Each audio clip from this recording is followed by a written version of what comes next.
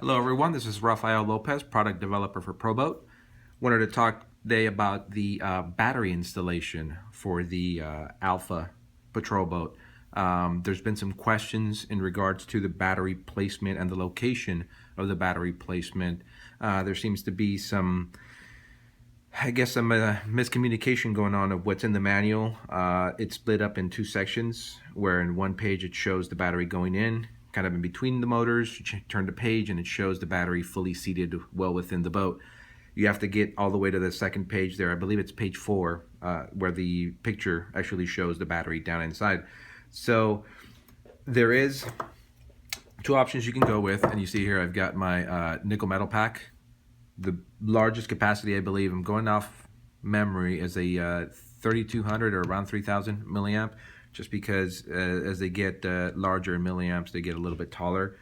Ideally, I like to run the 4000 milliamp shorty pack, just because it fits in there so much more easier. So this battery, I'm going to show you real quick how it drops in. So as you can see, it hits the lip here a little bit, but being that it's a molded hull, you can just press down and push it in. It's not going to break. This area here is pretty durable, as long as you're not tweaking here on the edges. Of course, we all know edges are very prone to cracking.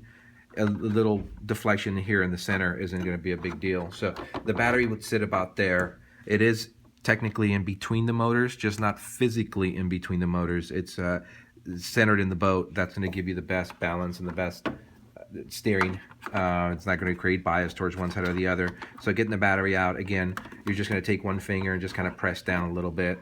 I didn't put that in the manual. I figured it'd be something that would kind of be self-explanatory. Once you try to push the battery in, you see it deflect, you go in, then obviously you've got to deflect it to bring the battery back out. You take a shorty pack, LiPo, of course that drops right in and out, no problem. You don't have to do anything. Again, I like to run the LiPo just because the runtime is going to be greater. Power delivery is going to be a little bit better than just a nickel pack, and I don't have to keep these cycled like the nickel pack to keep them at optimal performance. So anyways, if there's any questions or any concerns, just leave them in the YouTube video here and I'll get back to them as soon as I can.